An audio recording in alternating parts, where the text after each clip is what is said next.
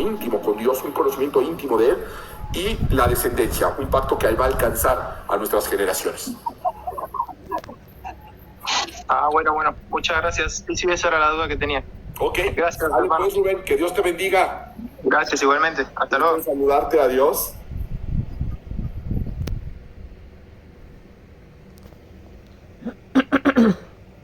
Tenemos por aquí.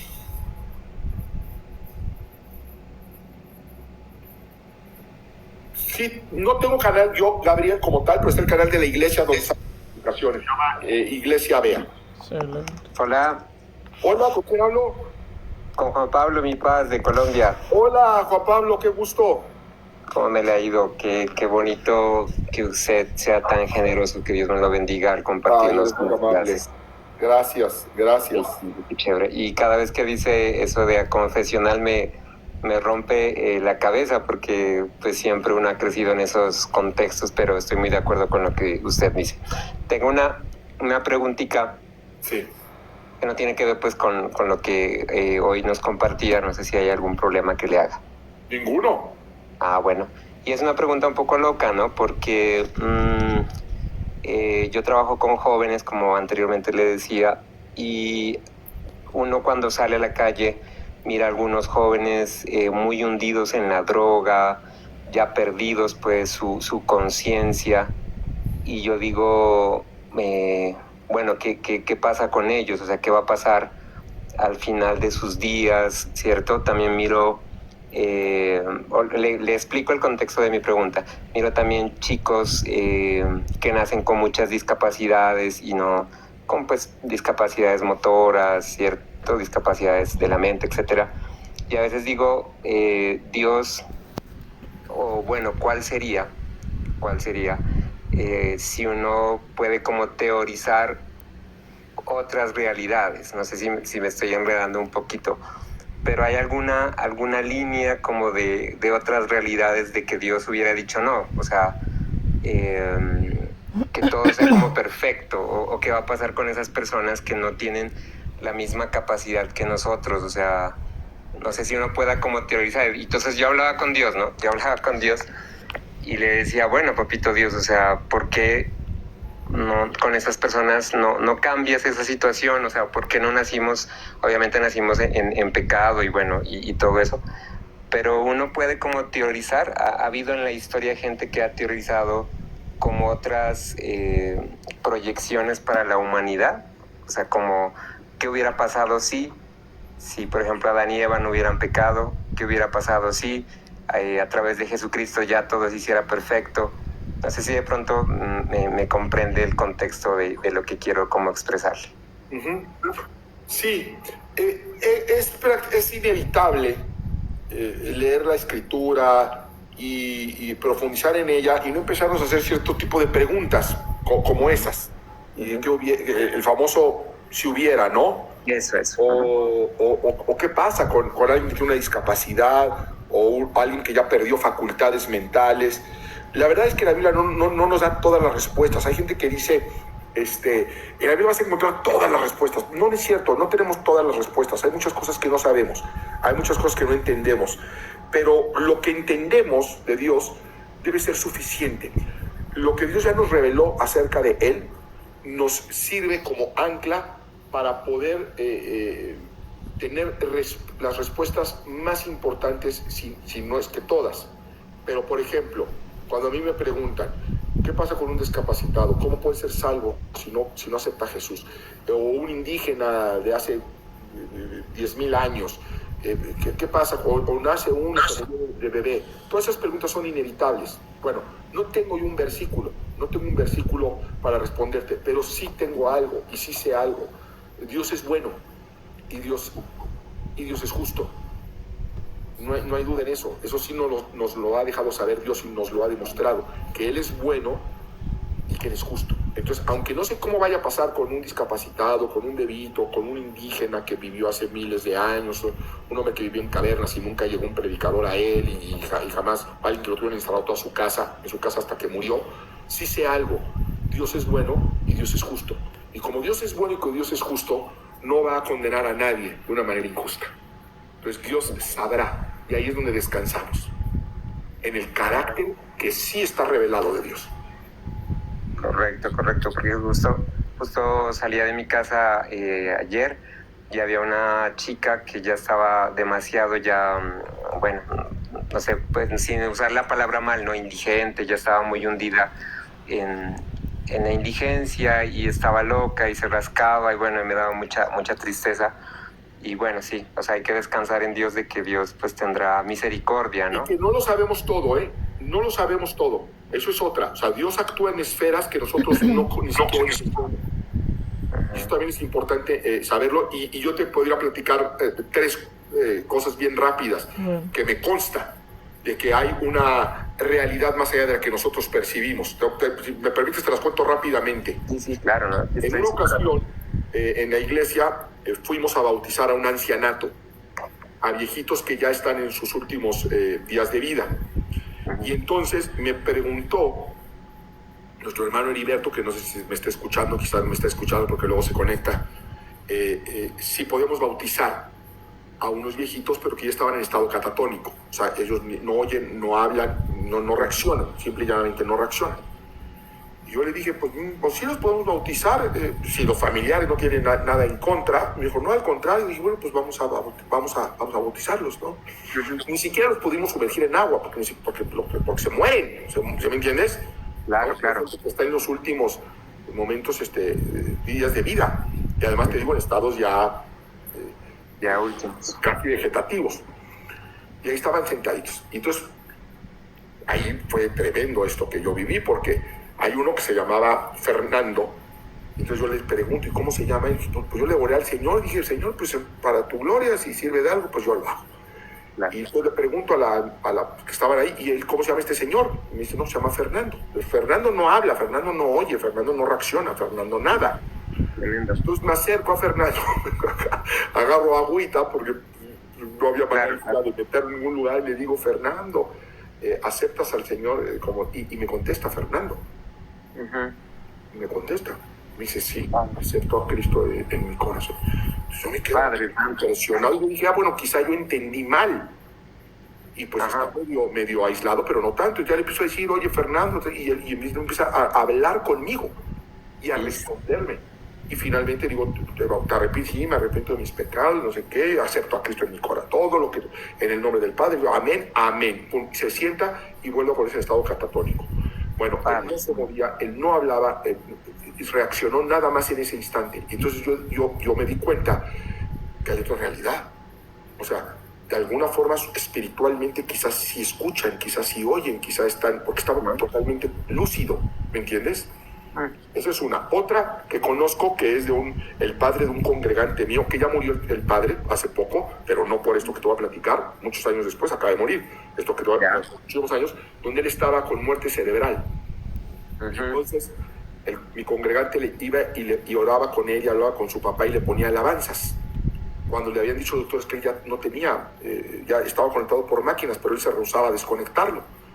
Y entonces él me platica que que él no quería que lo desconectaran, en lo que él se hacía la idea de despedir a sus papás, porque finalmente su papá pues estaba ahí en la máquina, ¿sí?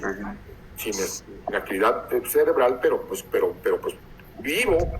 Y entonces en lo que él se resignaba, hablaba con su papá y le ponía alabanzas, pues para despedirse de él, para decirle todo lo que no le dijo en vida. Y para hacer el cuento largo, él finalmente reacciona. Él va a regresar la actividad cerebral. Pero eso no es lo impresionante. Lo impresionante es que él se acordaba de la música cuando no había actividad cerebral. Eso es imposible, científicamente es imposible, médicamente no hay manera. Padre, sin embargo, él no solamente lo escuchó, sino lo recordaba. Y entonces, lo que quiero decir con esto es que no lo sabemos todo. No lo sabemos todo. Creemos saber muchas cosas. No es cierto, ni esas las sabemos. Sí, tiene razón. Las cuestiones espirituales. Sí, totalmente de acuerdo. Bueno, y unita así, Cortica, qué pena. ¿Cómo puedo contestarle a los jóvenes que me preguntan cuando leen el Antiguo Testamento y leen esa parte donde Dios dice que mate a niños, que mate a ancianos, que mate a todo el mundo? Como yo estoy tranquilo con eso, o sea, no tengo problema. Pero ¿cómo puedo dar una respuesta un poquito más acertada, más tranquila? Bueno, hay dos vertientes que hay que tocar inevitablemente. La primera es que el Antiguo Testamento es la graduación de la revelación de Dios para la humanidad, ¿sí? Entonces, el Dios del Antiguo Testamento es el mismo Dios del Nuevo Testamento, pero no actúa igual. Es el mismo Dios, Dios no cambia, pero sin embargo no actúa igual. ¿Por qué? Por Cristo. Cristo es el que hace la diferencia. ¿Ah? Entonces, ¿qué es lo que está sucediendo teológicamente? Que Dios demuestra lo terrible y lo brutal que es el pecado, y nos hemos enemistado con Dios por nuestro pecado, y hemos levantado la ira de Dios, y es justo, y Dios que es justo que nos destruya. O sea, a mí cuando me dicen, me llama la atención que mande a matar bebés, y digo, a mí lo que manda la atención es que no nos haya consumido, porque para lo que le hemos hecho como humanidad, para la forma en la que hemos administrado la creación que ha puesto bajo nuestro cuidado, para la manera en la que lo hemos desafiado, era para que ya nos hubiera exterminado. Lo inexplicable en realidad es por qué no nos ha consumido el fuego de su ira, y eso es por el amor de Cristo. ¿Me entiendes? Entonces, nos muestra eso en el Antiguo Testamento, y viene Jesús a cambiar todo y reconciliarnos con Dios. Eso es la parte más importante. Ahora, la otra parte, que hay una enseñanza, es que el mal no se puede postergar. Dios no puede patrocinar el mal. Y entonces, ¿qué hizo? El hombre pecó, le da la espalda a Dios. ¿Y qué empieza a hacer el hombre? Pues empieza a matar, empieza a violar, empieza a abusar del prójimo, empieza a devastar la creación, empieza a hacer todo lo que estamos haciendo. Y entonces, si Dios no interviene, Dios es malo. Y cuando Dios interviene, también Dios es malo. Entonces ¿cómo nos tiene contentos Dios? O sea, claro. Le dijimos, déjanos a nosotros. Nos deja, se viene todo esto y, ay Dios, ¿por qué no haces nada? Y luego cuando hace, se tiene que acabar el mal, que es lo que muestra. También, ay, ¿y por qué lo haces? Oh, entonces, ¿qué quieren que haga? Entonces, nos ha mostrado las dos vías. El mal se tiene que acabar. ¿O qué piensan que va a pasar? O sea, ¿qué es lo que le estamos pidiendo a Dios? Cuando Dios decimos, entonces deja esos pueblos. Eran pueblos paganos, eran pueblos impíos, eran pueblos malos, perversos y pervertidos. Entonces, ¿cuál es la solución de Dios? ¿Dejarlos? ¿Que se sigan multiplicando y que se siga multiplicando la maldad? O sea, esa es la opción que hay. No, se tiene que acabar. Entonces, siempre que vemos a Dios actuando en contra de un pueblo, en contra de una nación, siempre hubo un periodo de gracia donde Dios les dio oportunidad de arrepentirse y dejar de hacer el mal. Y cuando no, Dios lo tiene que terminar. O te pregunto, ¿cuál es la otra opción? ¿Dejarlos? ¿Por los siglos? No. Pues siempre que hubo juicio, siempre hubo antes un enorme periodo de paciencia de Dios para que ellos se arrepintieran y cambiaran su manera de vivir. Pero no quisieron, y entonces viene el fin. Es el caso de Sodoma y Gomorra, es el caso de los tiempos de Noé, y es el caso de lo que va a suceder ahora que Cristo vuelva. Ahorita estamos en un tiempo de gracia para que la gente se vuelva a Dios. Pero cuando no se vuelva y Dios venga y termine con ese mal, pues que no digan que pobrecitos. Claro, por supuesto. No, terrible. Bueno, mi paz, muchísimas gracias. Que Dios me lo bendiga. Y por favor, la última petición es de que siga haciendo esos videitos de sus tesoros, de esos tesoros que tiene. Ok, sí, con mucho gusto lo seguiré haciendo. El videito de la monedita estuvo muy chévere. No sé si fue muy anterior o fue recién. El de la moneda de hecho, acabo de hacer uno recientemente ya de 2 monedas. Hice uno del denario, ¿no? Hice otro de la monedita de la viuda. De la viuda. No, voy a hacer otro próximamente del tiro de Sidón que se usaba en el templo. Qué chévere. ¿Usted tiene, en su canal de YouTube tiene algo así como del arte y Fíjate que no. No, el canal de YouTube, no tengo yo canal en YouTube. Hay un canal que es el de la iglesia, que es donde están las predicaciones que doy, pero yo como tal no tengo un canal. Solamente tengo este de TikTok, que es donde realmente hago esto, y tengo el Instagram, pero ahí más bien son fotos, nada más lo que subo. Pero más de tipo personal. Qué hermoso. Y qué chévere. De pronto, pues como yo soy diseñador gráfico, lo que le comentaba alguna vez, y no he encontrado a alguien que comparta el arte cristiano en el buen sentido.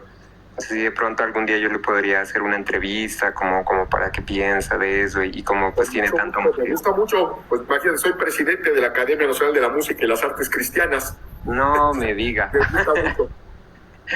me diga. Entonces de pronto le puedo escribir por Instagram y ahí podríamos Claro hablar. que sí, por supuesto Bueno, que sí. bueno, por acá, por Colombia, por Pasto, en la frontera con Ecuador, lo esperamos con los brazos abiertos. Que cuando Dios quiera. los bendiga. Espero algún día poder visitarlos. Bueno, que Jehová me lo bendiga. Muchísimas Amén. gracias. Gracias, igualmente. Adiós.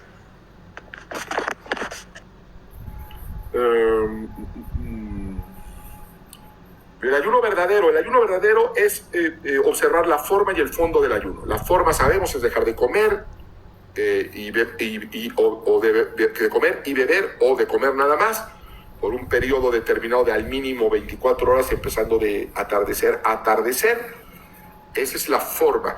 El fondo está en Isaías, es aprender y entrenarnos a controlar nuestra carne, nuestros apetitos. Tenemos muchos apetitos desordenados, no solamente el de la comida. Y ese es el fondo, y el fondo del ayuno agradable al Señor está en Isaías.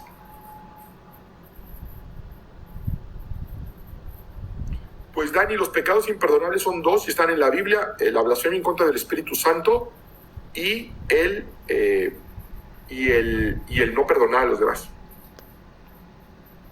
Gracias, Cris, gracias, aprecio mucho tu comentario. Que Dios te bendiga.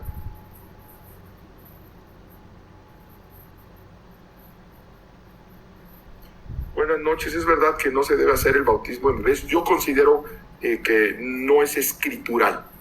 ¿Ah? Hay razones por las cuales se manejó así. ¿Por qué nadie se menciona Menem Tekel Parsim? Pero luego se cambia Uparsim. Eso depende de la traducción que tengas. ¿Batallas mucho con tu peso? ¿Algún consejo? No, pues dímelo a mí. Yo he batallado mucho con mi peso durante muchos años. Recientemente, a partir de hace año y medio, he logrado bajar más de 40 kilos. Pero pues es una batalla muy, muy fuerte. Nada, hermano, pues hacer ejercicio, buscarte un nutriólogo, busca la manera, y una de esas pega. Pastor, entonces la Biblia viene de la Iglesia Católica. No, Armando, estoy dando un curso de eso. No viene de la Iglesia Católica, pero la Iglesia Católica participó en varios aspectos de la formación de la Biblia como nosotros la conocemos. ¿Por qué no contesto todas las preguntas? Pues necesitaría tener el don de la multiplicación para poder leer tantas preguntas y contestarlas al mismo tiempo, porque soy un hombre con limitaciones. No puedo contestar todas las preguntas. Son 407 personas contra uno. Es irracional que me pidas que conteste todas las preguntas. Kathleen, ¿cuándo nuevamente hay curso? Ya hasta enero vuelvo a abrir los grupos de estudio.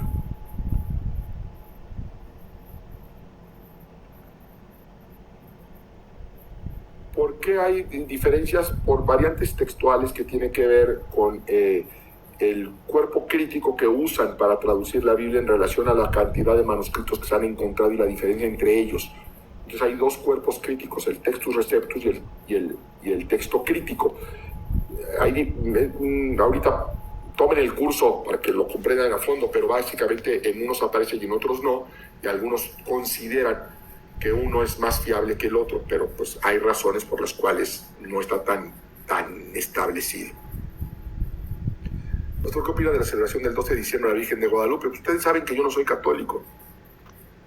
Entonces, al no ser católico, evidentemente es algo que no practico y en lo cual no creo. Pero es un tema muy sensible para nuestros hermanos católicos, que podríamos quizás hablar y debatir, pero se tiene que ser con mucho cuidado y con mucho respeto, pero definitivamente no es un tema escritural. Tengo muchos videos acerca del Jesús histórico, chécalos. Es más, yo creo que es quizás de lo que más videos he hecho acerca de la historicidad de Jesús. ¿Qué opino sobre la pornografía? Bueno, pues es nociva para el alma.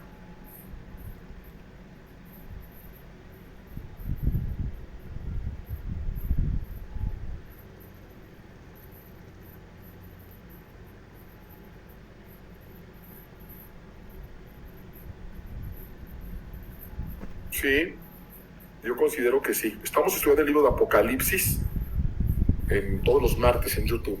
Ahí estamos viendo todo eso del milenio. Yo pienso que nosotros nos debemos al prójimo y que no nos cuesta nada transfundir sangre. Estamos transfundiendo vida. Creo que los testigos de Jehová se equivocan garrafalmente al hacer esa interpretación. Jesús vino y no solamente nos donó su sangre, nos donó su vida. ¿Qué significa para mí los 144,000 que menciona la Biblia? Lo que la Biblia menciona, 144 varones israelitas tomados de las 12 tribus de Israel, castos, que van a ser el remanente que va a predicar en la tierra cuando la iglesia ya no está presente, y que junto con los 2 testigos darán la segunda cosecha. Una aplicación para leer la Biblia YouVersion. Es lo mejor que hay. Si creo en la reencarnación, no es una creencia bíblica. Creo en la resurrección, pero no en la reencarnación. Son conceptos totalmente distintos.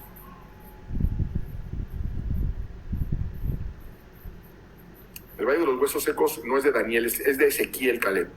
Eso aparece con el profeta Ezequiel, no con el profeta Daniel. No soy testigo de Jehová. Soy cristiano bíblico aconfesional.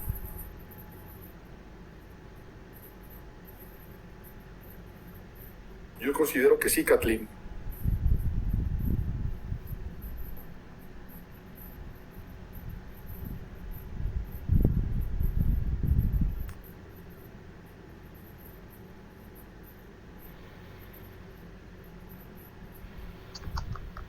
¿Aló? Pastor, Dios le bendiga. Bendiciones, ¿con quién hablo? Alicia, Hola, Alicia. una duda, una pregunta. Sí. Mire, mi hija era sorda porque pues ya falleció, ¿verdad? Entonces, en un estudio, pues yo le interpretaba, ¿no? Cuando íbamos a la iglesia o en los estudios que teníamos. Entonces, en un estudio, el hermano que le estaba dando estaba diciendo que no hay nadie que pueda ver a Dios, ¿verdad? Entonces ella de repente se para y entonces dice, no, yo lo vi. Y ya pues describió cómo era Dios, pero lo curioso que no describe su cara, porque le preguntamos, porque lo describió desde los pies a la cabeza.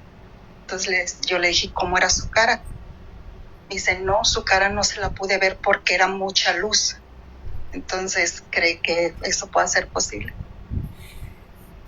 Yo no puedo realmente juzgar, autorizar o negar la experiencia espiritual que alguien dice tener. Sobre todo porque yo he tenido las propias, ¿me entiendes? Uh-huh. Entonces, si servimos y amamos a un Dios sobrenatural y a Él le pluje manifestarse, darnos visiones, darnos sueños, aparecerse, enviar un ángel, lo puede hacer. O sea, no tengo por qué dudarlo ni decir no sucedió, ¿me entiendes? Pero tampoco puedo decirte sí, así fue, porque aquí dice en Mateo 8:16 que así sucede. No lo sé. La relación con Cristo es una relación personal e íntima con Él. Y habrá cosas, eso sí te lo digo con toda seguridad, que Él se revelará y se manifestará de forma íntima con nosotros. ¿Me entiendes? Sí, pastor. Lo que te puedo preguntar es, ¿podría ser? Sí. ¿Pudiera ser? Sí. Yo en mis oraciones siempre le pedía a Dios que porque había cosas bien difíciles que yo no le podía explicar al ella ser sorda. Uh-huh. Ella tenía un entendimiento bárbaro. Uh-huh. Entonces, lo que yo no le podía explicar a ella, Dios se lo revelaba y sí. Me sorprendía porque me decía, esto y esto y esto. Le dije, ¿y dónde lo escuchaste? Yo lo soñé. Entonces, eran las cosas que yo no le podía explicar. Entonces, al momento de ella falleció en una cirugía. Cuando antes de entrar al quirófano, mi corazón sentía que ella no la iba a tener. Me dijo, ya no estoy. Le dije, ya no tengas miedo. No, me dijo, ya no tengo miedo. Ya miré mi nombre escrito con letras de oro, me dijo, en un libro grande. Y eso yo nunca se lo había dicho. Y eso fue lo que ella me dijo antes de entrar a su cirugía, de la cual ya no salí. Sí, no tengo la menor duda, porque eso sí es escritural. La escritura dice que en los postreros días Dios derramaría de su espíritu sobre toda carne, y sus hijas tendrían visiones, profetizarían y tendrían sueños. Entonces, claro, eso es totalmente escritural. Ok, pues sí, pues será, siempre tengo eso en mi Pues qué hermoso, lamento mucho que hayas tenido que despedir a tu hija, pero qué hermoso y qué bueno saber que está en la presencia de Dios, porque la Biblia lo enseña, que ella tenía la conciencia de que su nombre estaba escrito con letras de oro, como la Biblia enseña, y Dios no miente. Así que tienes la esperanza de volver a ver a tu hija, y la próxima vez que la saludes te va a escuchar.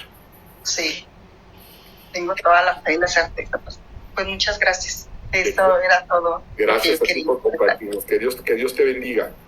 Gracias, pastor, igualmente. Hasta luego. Hasta luego. Bueno, pues ya nos vemos. El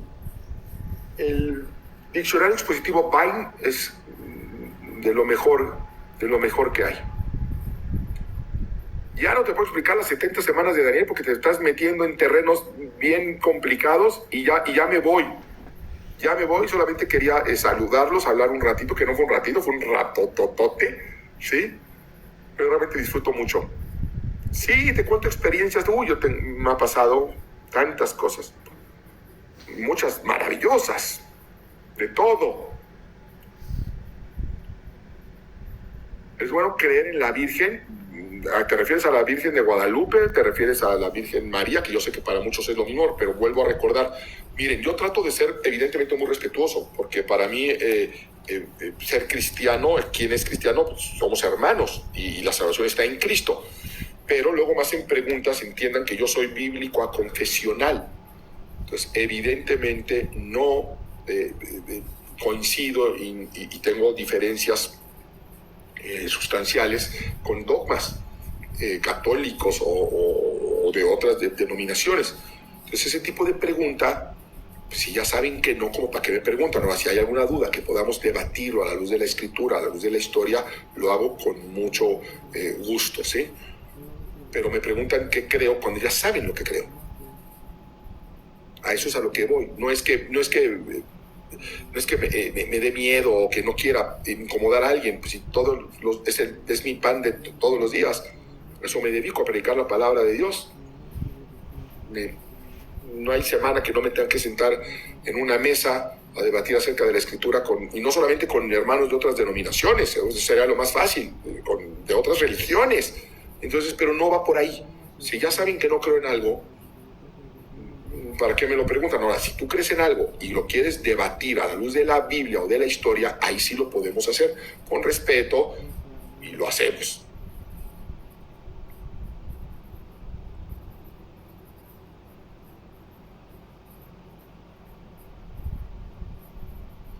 ¿Por qué ya no llegan los avisos? No sé a qué avisos te refieres.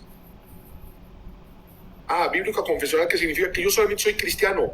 Para mí no tiene ninguna importancia ser católico, ser pentecostal, o ser bautista, o ser protestante. Eso a mí y nada es lo mismo. Jesús no enseñó sobre el ayuno. No, Kumi, estás muy equivocado o equivocada. Por supuesto que enseñó sobre el ayuno. Y enseñó puntualmente, no sé por qué Kumi, no, ahí sí te estás resbalando muy feo, Kumi. De hecho, Jesucristo dijo, cuando ayunéis, no seáis como los hipócritas.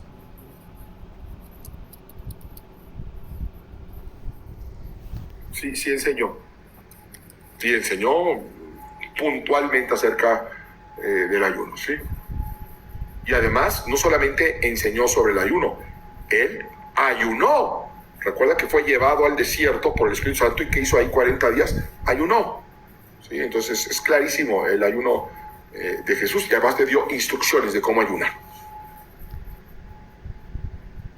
Yo creo, sin lugar a dudas, que la Iglesia de Cristo es universal y apostólica, sin duda alguna. No puede ser la Iglesia si no es apostólica y si no es universal. Pero entendemos que cuando digo eso no me estoy refiriendo necesariamente a la institución romana, ¿verdad? Ni tampoco estoy diciendo que no haya católicos romanos que no vayan a ser salvos, ¿eh? Para mí la iglesia de Cristo es una iglesia mística, no es una institución humana. Es pecado cuando en el acto se incorporan elementos para rezar dicho, si son, vamos por partes. La sexualidad solamente se puede ejercer, se puede de muchas maneras, pero se debe ejercer en el marco del matrimonio. Cualquier acto sexual, aunque sea de lo más pudoroso y renacentista, fuera del matrimonio es pecado. Entonces, eso es algo que tengo que aclarar. Ahora, en un matrimonio entre marido y mujer, incorporar elementos, si están en mutuo acuerdo y no van más allá de lo natural, ¿sí? Entendiendo que están de alguna forma siendo utilizados para el goce y el placer dentro de del diseño, no hay ningún problema. Espero haberme explicado, luego no puedo decir con mayor claridad porque te bajan los lives. Sí, yo creo que estamos cerca del cumplimiento de todas las profecías.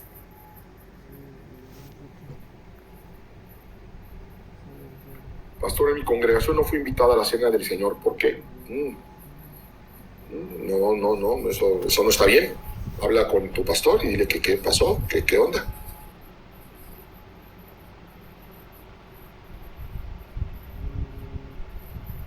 Vuelvo a responder como le contesté a la otra pregunta. Todo lo que sea en consenso con tu esposo o esposa, que no le incomoda a ninguno de los dos y que esté dentro de la función anatómica, biológica, elemental, sí es permitido.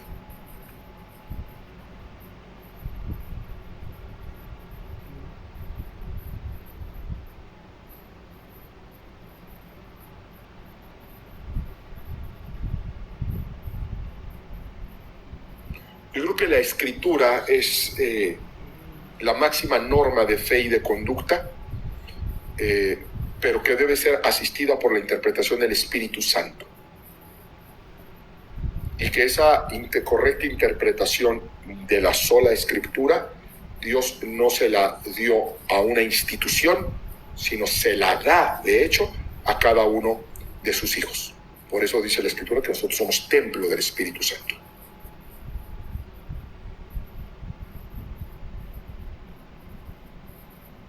Ya no tengo cursos para este año, Alonso, gracias a Dios todos están llenos y ya los estoy dando. Hasta el próximo año estaré abriendo nuevos grupos de estudio.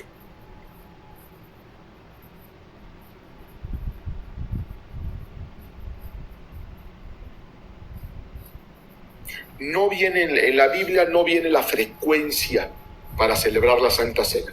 Y al no estar determinado, pues se queda abierto al arbitrio de la autoridad de la Iglesia. Pues cada semana, una vez al mes, una vez al año, todos los domingos, siempre y llanamente no está establecido. Ángel, no opino de personas en mi canal. Perdóname, podemos hablar de doctrina, pero de personas no me gusta hablar. ¿Se puede besar antes del matrimonio? Pues, sí, no le veo mayor problema. ¿En dónde? Es que aquí me hacen pensar antes de responder, oigan. Hay que tener mucho cuidado.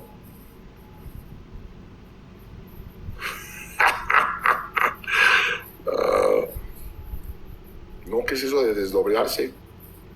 Eso de yo acto, yo decreto, nuestra palabra no tiene poder. Quien tiene poder es la palabra de Dios. Ahora, si declaras la palabra de Dios, ahí sí la Biblia dice que la palabra de Dios no vuelve al vacío, sino antes bien hará aquello para lo cual fue enviada y que él prosperará. Pero yo acto, nosotros ¿quiénes somos? La palabra de Dios es la que tiene poder.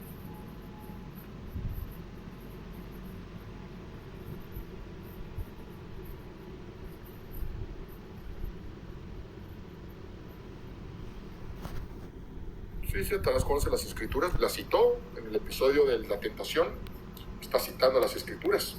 sí las conoce.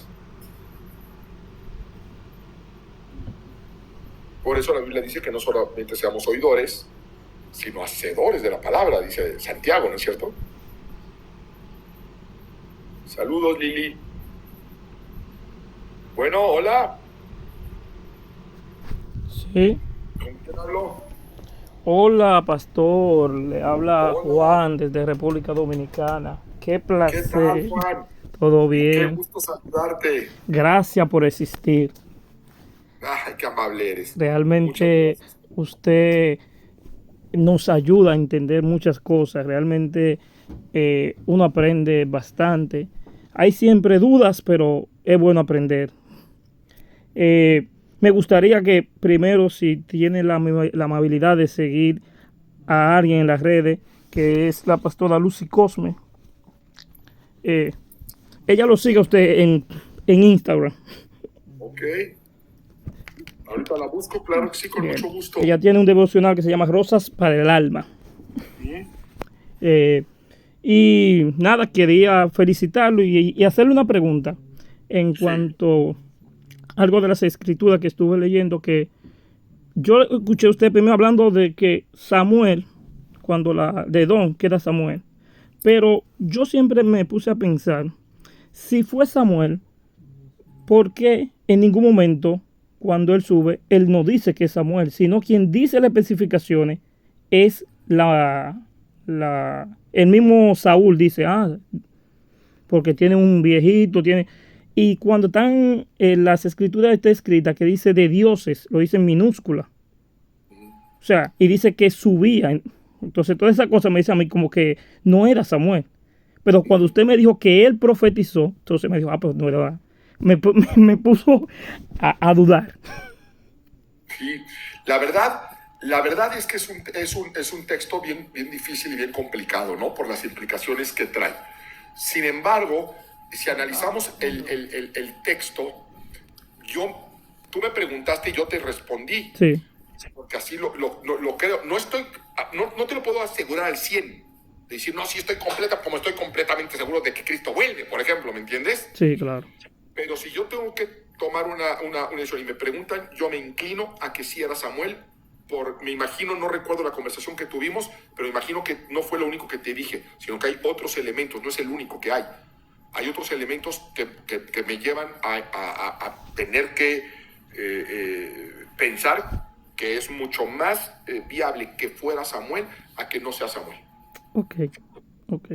Y entonces... Porque además una cosa, que en realidad quien dice que es Samuel no es Saúl ni la divina, es la Biblia. O sea, es el narrador de la Biblia. Pero... Hay que entender eso. O sea, la Biblia la está narrando alguien. Sí, ¿Estamos de acuerdo? Sí, claro. O sea, hay un narrador que lo está diciendo. Ese narrador, independientemente del escritor humano, pues está inspirado por el Espíritu Santo. Sí. Y quien dice que es Samuel, quien menciona es la Biblia. Sí. Entonces, si vemos la narrativa, si vemos que profetizó, si vemos que no solamente profetizó, porque yo también cualquiera te puede profetizar, te profetizo, no, se cumplió. Sí, se cumplió. Se cumplió. Y la Biblia dice que la evidencia de que un profeta viene de parte de Dios es precisamente porque se cumple la profecía. Claro. Por eso fue que quedé en duda.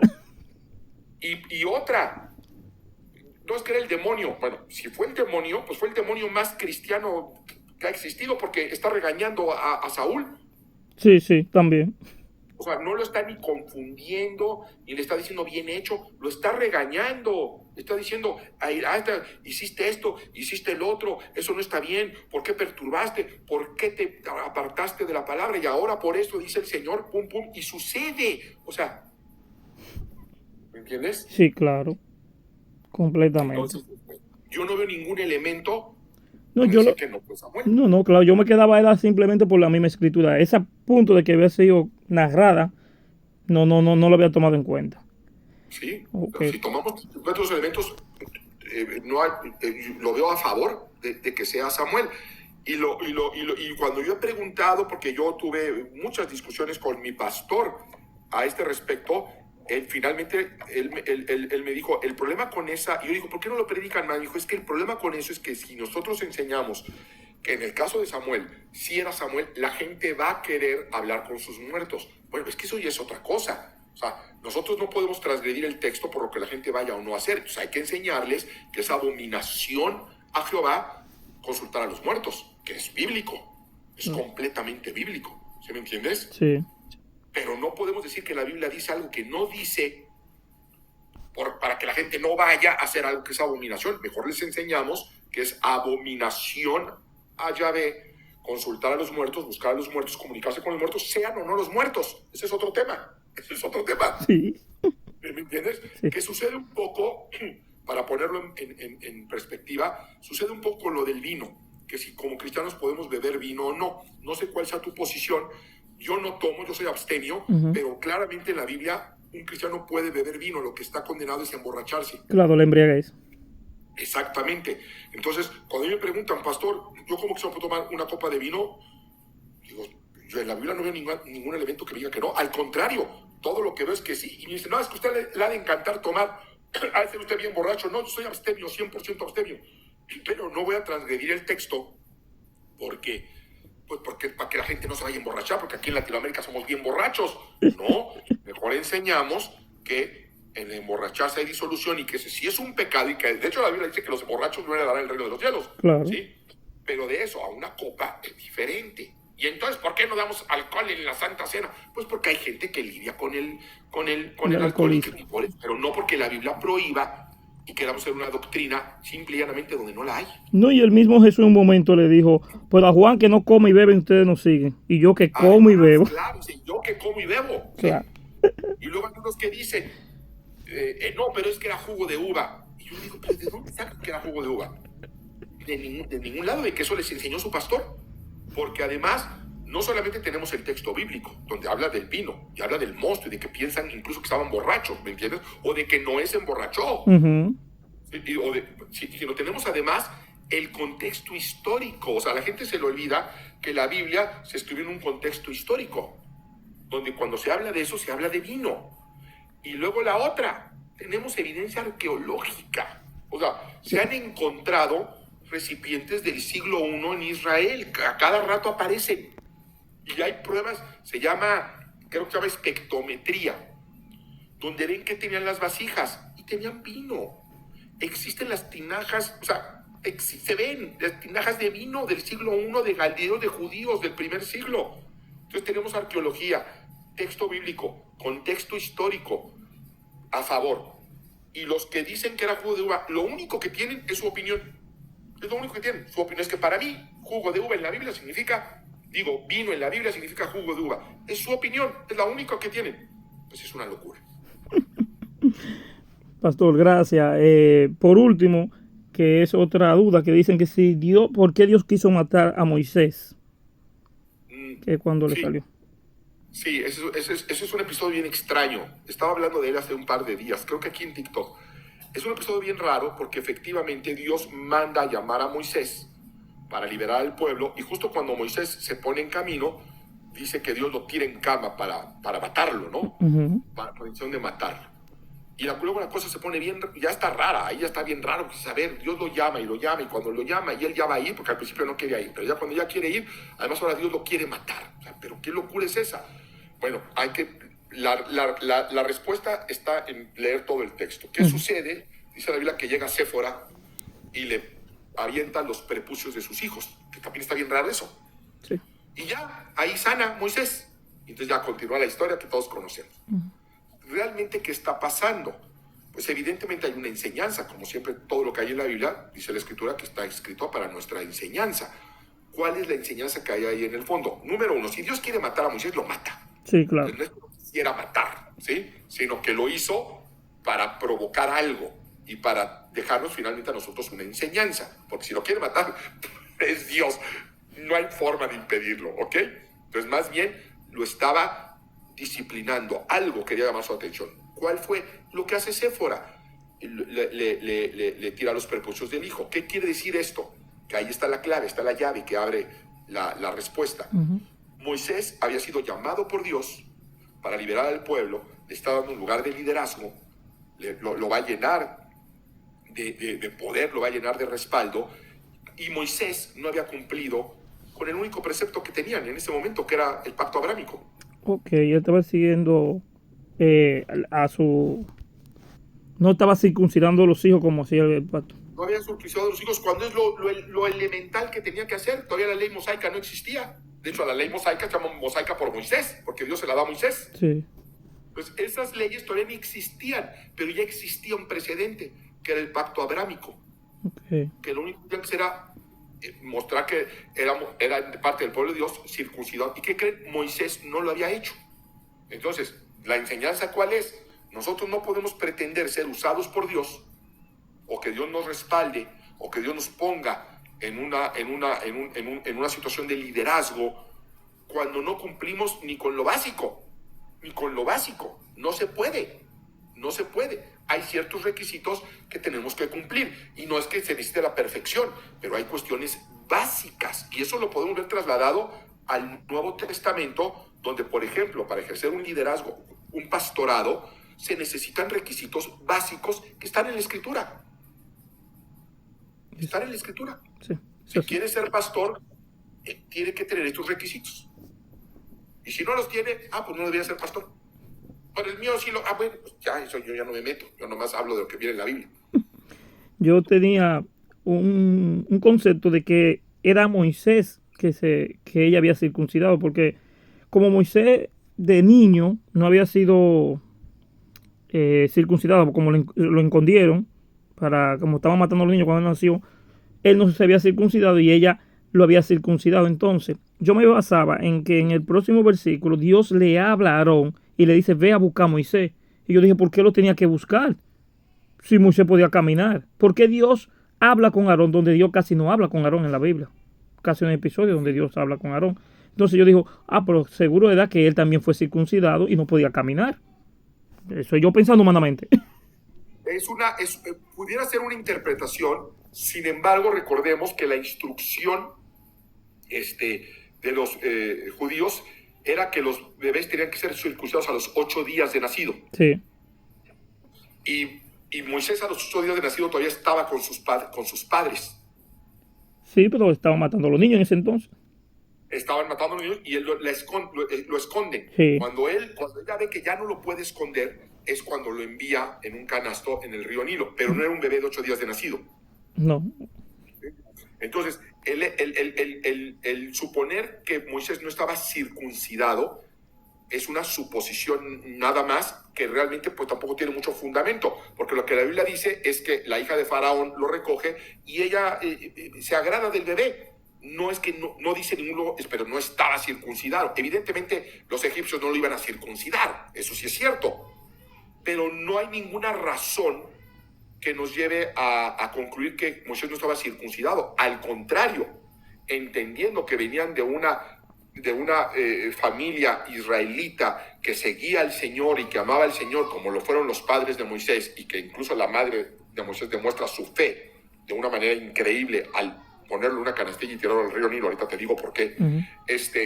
Nos lleva más bien a pensar que ya iba circuncidado, al grado que de hecho Moisés sabía que era adoptado, Moisés sabía que era israelita y sus padres también sabían que era israelita. Y en esa época, cuando llegaba un bebé, que tú no sabes de dónde es, era muy difícil identificar si era israelita o era egipcio.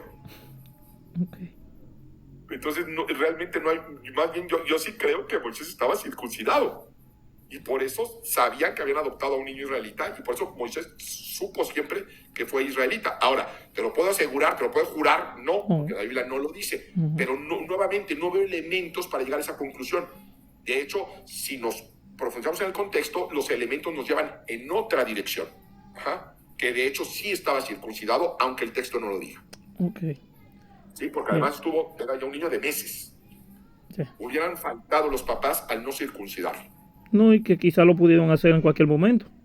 Claro, no, pues era lo que tenían que hacer. O sea, era su deber como padre circuncidar al bebé Moisés al 8º día de nacido. Al 8º día, como decía la ley.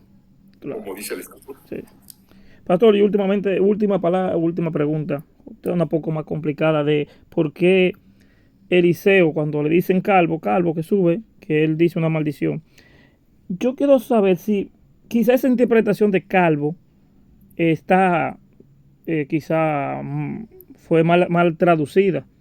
Porque quizá, yo digo que quizá no era Calvo que querían decirle, sino que cuando una gente no tenía a Dios, se rapaban el casco en señal de que no tenía el Espíritu Santo, de señal de que había desobedecido a Dios. Y quizá aquí eso es lo que quisieran decirle, no sé.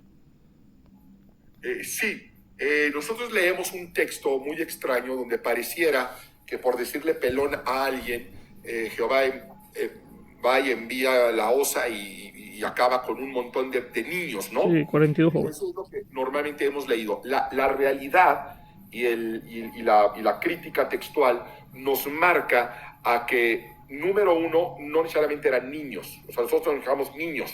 Ajá. Uh-huh. Y si nosotros vemos el contexto, venía prácticamente de pasar el episodio de Elías. Uh-huh. Entonces, muchos exégetas han planteado la hipótesis, la cual yo coincido, que realmente era una amenaza de muerte hacia Eliseo lo que estaba sucediendo ahí. No era nada más que le dijeran Calvito, sino que la palabra, las posibles acepciones de esa palabra, el contexto de lo que venía sucediendo, de lo que estaba sucediendo, el peligro de lo que se estaban encontrando, realmente era una amenaza de muerte lo que estaba sucediendo en ese momento, y por eso la respuesta pues tan enérgica y dramática de parte de Dios para proteger a Eliseo, ¿no? Ok. Bien, Pastor, un inmenso placer haber hablado con usted. Gracias mil. Realmente disfruto todos los videos, todo lo que usted sube. Gracias. Y vivo siempre conectado. Aquí son las 2:26 y yo estoy aquí escuchando. Mira, nada más, que Dios te bendiga. Oye, repíteme nada más la cuenta que me diste de Instagram. Lucy Cosme. Muy bien, perfecto. Te agradezco mucho. Que Dios te bendiga y ya vete a descansar. Amén, un abrazo. Hasta luego. Bye. Hasta luego.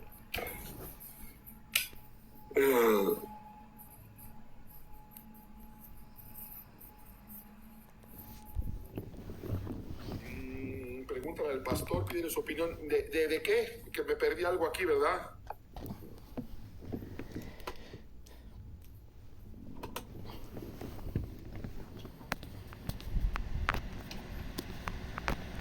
No entiendo. Me están poniendo cosas, pero no las entiendo porque no tengo el contexto de qué venían hablando. Cuando me inviten, voy para allá con mucho gusto. Gracias, qué amables son.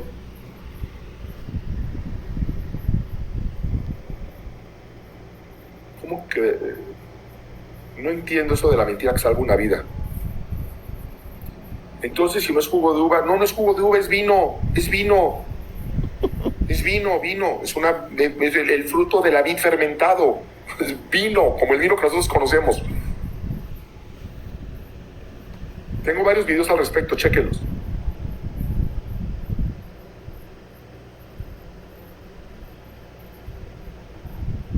Pues de los nicolaitas la verdad es que no se puede decir nada porque no viene en la Biblia y no quedó ningún registro de los nicolaitas. Luego hay quienes ya se hicieron una historia de los nicolaitas, pero a nivel histórico, la verdad es que no sabemos nada, salvo que evidentemente era una secta, una doctrina herética, pero realmente no sabemos bien a bien en qué consistía la herejía de los nicolaitas, pero claramente está establecida en la Biblia, ¿no? Entonces no te lo puedo responder, simple y llanamente no lo sé. Muchas gracias, que Dios bendiga también a tu familia, muchas gracias. Gracias, Jessica, bendiciones hasta Puerto Rico.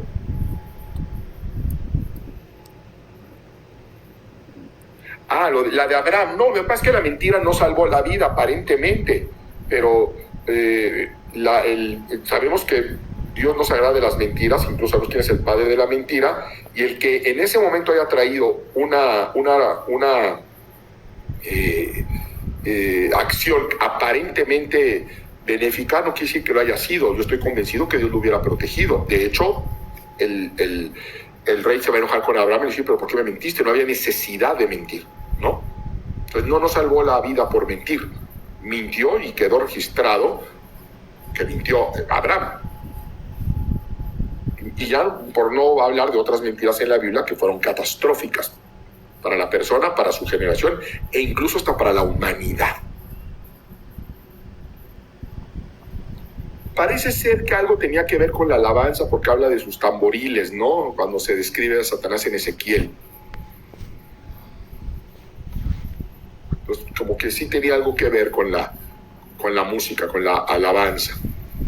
Pero tampoco dice así que era el director de alabanza y usaba el himnario, no.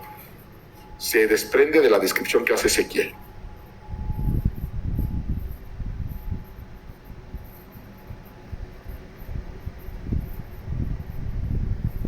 No tenemos elementos para decir que alguien que se privó a sí mismo de la vida se vaya directa, esté condenado directamente. No hay elementos para afirmarlo, tampoco para negarlo,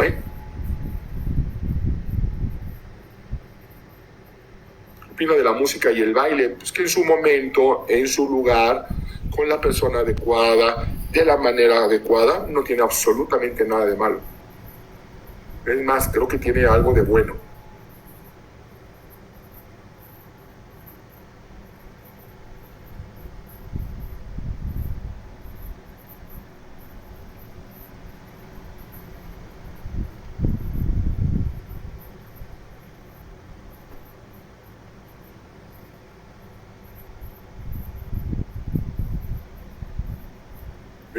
Juanjo, tuvo que haber existido forzosamente una primera pareja humana, forzosamente.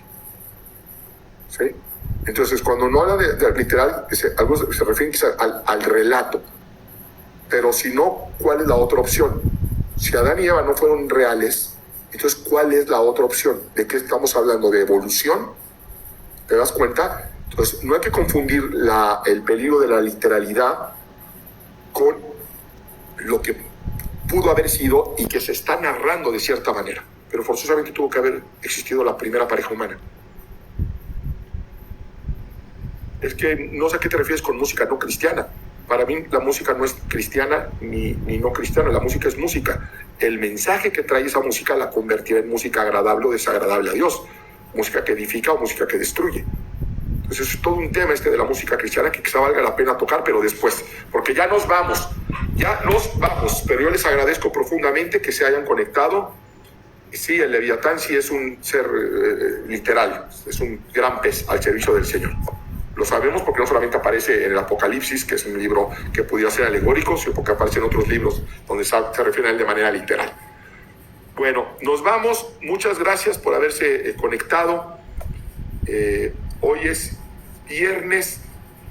Bueno, si podemos nos conectamos el día de mañana y si no, nos vemos el domingo. Aquellos que asistan a la iglesia, no se pierdan esa bendición de asistir a su iglesia, cada uno de ustedes, buscando una palabra de parte del Señor, teniendo comunión unos con otros, creciendo en la fe, porque la fe es algo en lo que se crece, es algo que se tiene que construir, y levantando en alabanza y en acción de gracias el nombre de Jesucristo, que es el nombre sobre todo nombre. Muchas gracias, buenas noches, buenos días y que Dios los bendiga.